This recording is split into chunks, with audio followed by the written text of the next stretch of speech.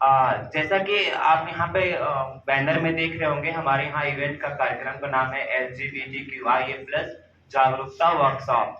Basically सबसे पहले ये जानना जरूरी है कि LGBTQIA+ होता क्या है। तो अभी हम सब ट्रांसजेंडर्स वगैरह के बारे में सुने होंगे, या फिर हम अगर उसको अपभ्रंश भाषा में या डिस्क्रिमिनेशन की भाषा में सुने होंगे, मीठा, छक्का, ऐसे वर्ड्स हम सुनने को मिलता है। लेकिन ये एक तरीके से गाली के लिए यूज होता है, लेकिन ये गाली नहीं है, ये बहुत सारे लोगों की पहचान है जिसे गलत तरीके से यूज किया जाता है और एक हमारे लिए एक अलग सा टैग लगा के देखा जाता है। तो बेसिकली आप सबने फॉर्म में सेक्स का कॉलम भरते होंगे, मेल, फीमेल या थर्ड जेंडर का ऑप्शन आता है। तो ये सेक्स होता है और एक जेंडर होता है। सेक्स हम सब जानते हैं, जो हमारी अलॉट होती है बर्थ के दौरान में, जिसको हम मेल बोलते हैं, फीमेल बोलते हैं। और नालसा जजमेंट के बाद एक थर्ड जेंडर का हमारे भारत में लीगली हो चुका है, जिसको हम थर्ड जेंडर बोलते हैं। लेकिन ये सेक्स के अलावा एक जेंडर होता है कि हम अंदर से क्या फील करते हैं। हमारी बॉडी तो मेल की है, लेकिन क्या हम फील भी मेल की तरह करते हैं? ये जरूरी नहीं है कि हमारी बॉडी अगर मेल की है तो हम मेल की तरह ही फील करते हूँ, या मैं फीमेल की बॉडी में हूँ तो मैं फीमेल की तरह ही फील करती हूँ। तो ये जेंडर और सेक्स में अंदर होता है। इसके अलावा तीसरा चीज आता है जिसमें बहुत सारे लोगों को कंफ्यूजन होता है, जो कि होता है सेक्सुअल ओरिएंटेशन, जो कि एक बिल्कुल ही अलग चीज है। जैसे कि अगर कोई मेल है और वो प्यार, मोहब्बत, बाकी चीजें किसी महिला से ना करके किसी दूसरे ही मेल से करता है, किसी दूसरे पुरुष से ही करता है, तो उसको हम गे बोलते हैं। यानी कि इंग्लिश में गे, होमोसेक्सुअल मेल, या हिंदी में बोलेंगे तो समलैंगिक पुरुष। तो LGBTQIA+ ये जो है, इसमें हर एक लेटर का अलग आइडेंटिटी से मतलब है, और प्लस हम इसलिए लगाते हैं क्योंकि इसके अलावा भी और सारे आइडेंटिटीज हैं, जो कि अगर हम पूरा लिखेंगे तो बहुत ज्यादा हो जाता है, तो इसलिए हम उसको प्लस लगाते हैं। और बहुत सारे लोग ऐसे होते हैं जो इन कैटेगरीज में अपने आप को नहीं रखना चाहते हैं और वो इनसे भी अलग होना चाहते हैं, तो उनके लिए हम प्लस लगाते हैं।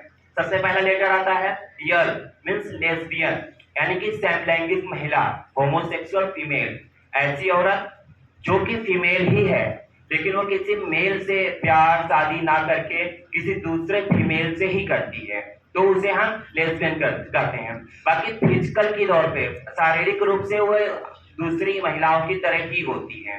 गे का मैंने बता दिया। बाइसेक्सुअल होता है, बाइसेक्सुअल में मेल फीमेल दोनों हो सकते हैं, बाइसेक्सुअल मेल, बाइसेक्सुअल फीमेल, ऐसा जिसको दोनों सेक्स में इंटरेस्ट हो। मेल है तो उसको मेल फीमेल दोनों में इंटरेस्ट हो, फीमेल है तो फीमेल मेल दोनों में इंटरेस्ट हो। ठीक, ट्रांसजेंडर्स आप जानते ही हैं। अब इसमें ट्रांसजेंडर जो है वो एक सेक्स है, थर्ड जेंडर जिसको हम लोग बोलते हैं। अब ट्रांसजेंडर्स भी लेस्बियन, गे और हेटेरोसेक्सुअल हो सकते हैं।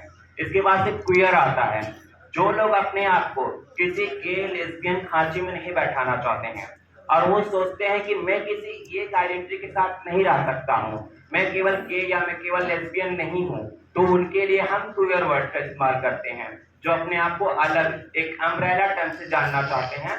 जैसे कि बहुत सारे लोगों का होता है कि हम एक ही तरह के कपड़ा नहीं पहनते हैं, या हम एक ही तरह की आइडेंटिटी, एक एग्जाम्पल थोड़े स्टीरियोटाइप है, बट उसको समझने के लिए हमको स्टीरियोटाइप वाला ही समझाना यूज करना पड़ता है।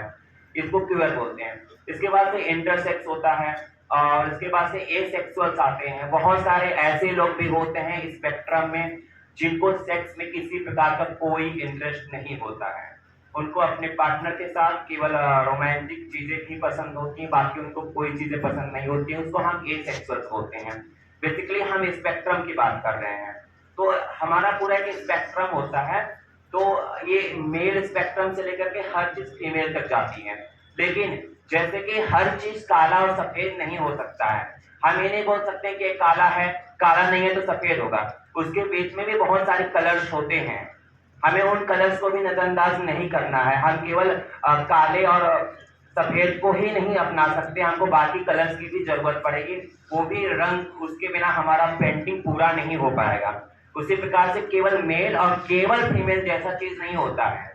और ये स्पेक्ट्रम में बहुत सारे लोग हैं जिसमें हम जिसको संक्षिप्त रूप से एक करके LGBTQIA+ बोलते हैं। और इसमें बहुत सारी चीज़ें हैं कि ये नेचुरल नहीं है या फिर ये एबनॉर्मल है।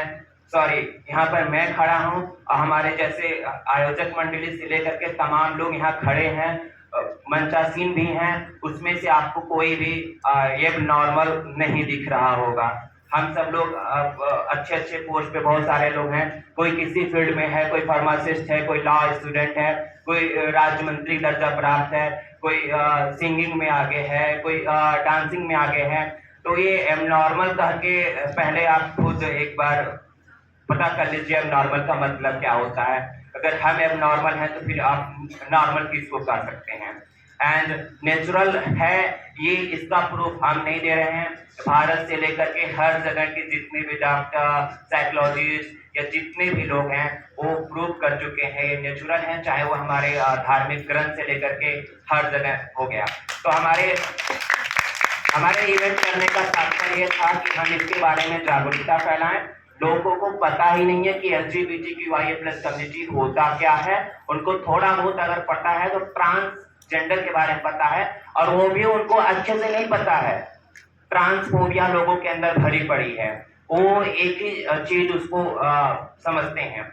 और दूसरा हमारा उद्देश्य है कि इलाहाबाद में, हमारे प्रयागराज में महाकुंभ होने जा रहा है, और हम सभी का शहरवासी होने के चलते, भारतवासी होने के चलते धर्म बनता है, ये हमारा दायित्व बनता है कि हम महाकुंभ को प्लास्टिक मुक्त बनाएं। क्योंकि हम सब जानते हैं कि प्लास्टिक जो है न सड़ता है न गलता है, उसको बहुत ही टाइम लग जाता है। और बाकी अगर हम पेपर बैग्स वगैरह यूज करते हैं, पेटुए का बोरा यूज करते हैं, उसकी चीज़ें यूज करते हैं, या मिट्टी की चीज़ें यूज करते हैं, तो हमारे पर्यावरण के लिए बहुत ही जरूरी होता है। क्योंकि हमको पता है पृथ्वी एक ही है, अगर ये पृथ्वी नष्ट हो जाएगा ना तो हम रहेंगे ना तो कोई और रहेगा। तो इसीलिए महाकुंभ में जो भी चीज़ें हों वो ऐसी हों जिसको अगर हम उसको डिस्पोजल, उस पर